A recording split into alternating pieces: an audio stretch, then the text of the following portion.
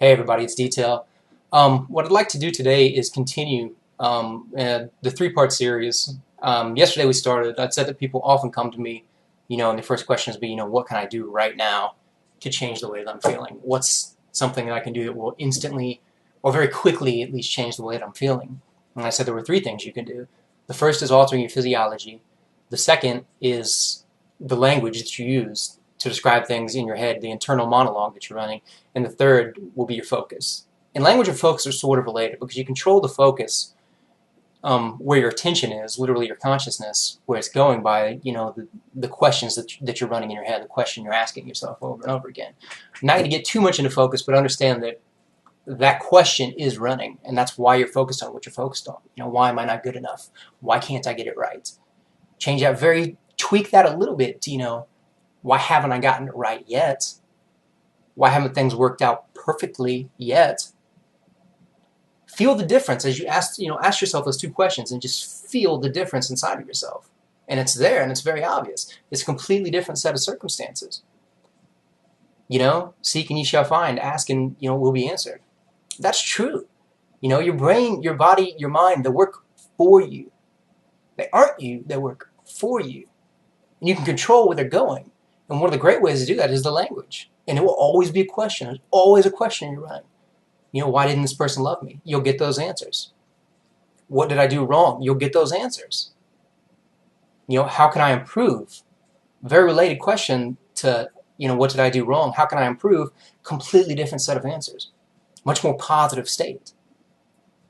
Words are interesting anyway. People have for centuries recognized that, well, they're certainly symbols to describe things. That's what words are. If we're honest, they're symbols that we use to describe actual things. They're not the actual thing, but it's, the word is the association to it in our head. We've got to be careful because our associations aren't the same thing with another person. Behavioral and social learning, that school of psychology recognized even that, just to demonstrate the point that, that's operant conditioning, classical conditioning, Pavlov, those guys, recognize that, you've got to be careful when you're talking about reward and punishment. A reward is anything that increases a desired behavior. A punishment is anything that lessens it. But rewards and punishments between two people are probably not identical. A lot of women love to get flowers on Valentine's Day or Mother's Day. A lot of women probably don't. Some women have the association, well, he just got me flowers. He didn't try. She may get mad that you got her flowers on Valentine's Day. People always come to me with relationship problems, which almost always boil down to just problems in communication.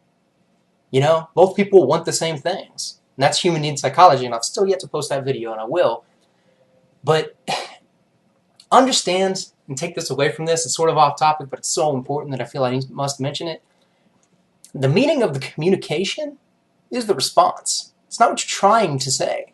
It's what you actually convey to the person. The response is the meaning of the communication. If it's important enough to say, isn't it important enough to say correctly?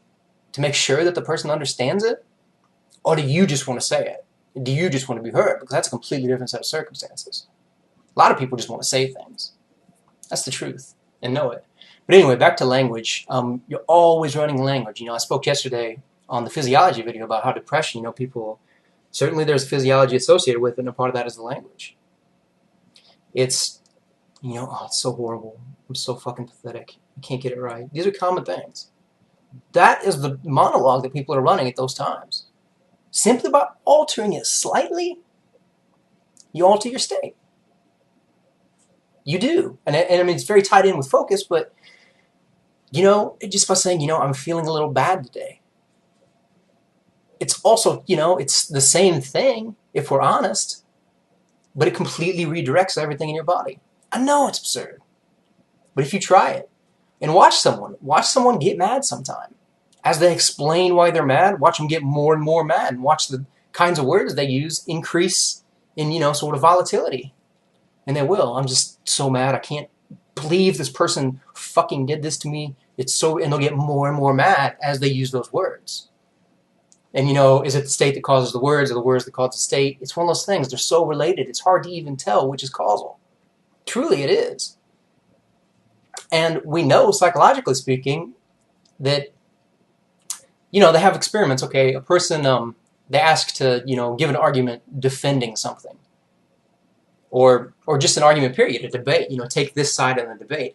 After they take that side, say smoking, say you should, you shouldn't smoke because it's horrible for you, etc., and go on and demonstrate that point as effectively as they can, and just even in a classroom debate. But they study this, and people are much more likely to take the side of what they just demonstrated, of what they just defended or presented, even if it's something they didn't believe beforehand. Much more likely. I mean, what we say in our heads and what we say out loud to other people, it really is effective with our state. It really is.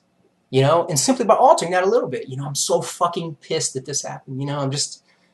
If you catch yourself, alter your body language, alter the language you're telling yourself, I'm a little disappointed that things work out this way.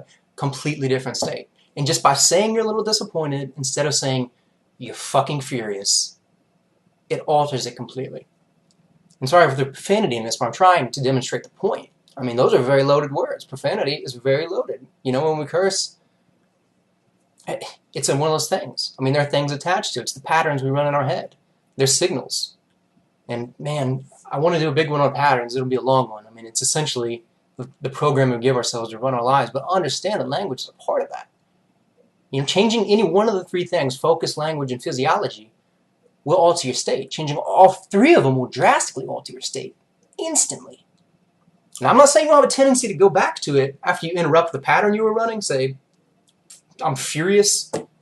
After you interrupt that a little, I'm not saying you won't gravitate back towards it, but the more you interrupt it, the more you divert the flow of everything towards that, the greater the pattern interrupt, it's the longer you'll stay over here. Growth in general is elastic.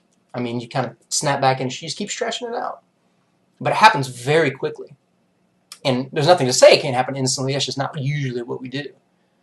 And, more proof, I guess, that the language is powerful. I mean, the more, there was a study in, I think it was Stanford. Don't quote me on that. But essentially, there was this machine with, these random lights and colors would just flash at different times.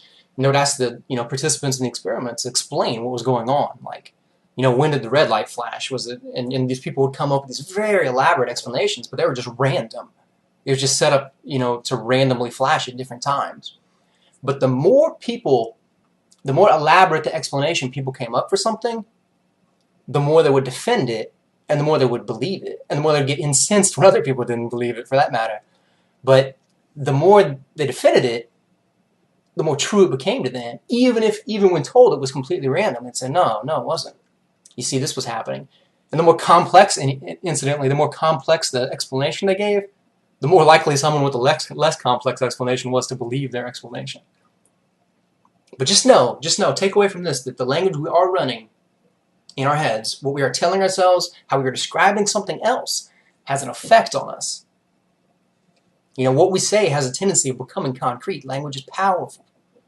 Pay attention to it. I've heard it said, words become habit and habit becomes character. It's very true. So be careful what you're saying right now. And be careful what you're telling yourself when no one else is listening. Because that's equally, if not more important. That's all I've got today. Have a good day. God bless you. Thanks.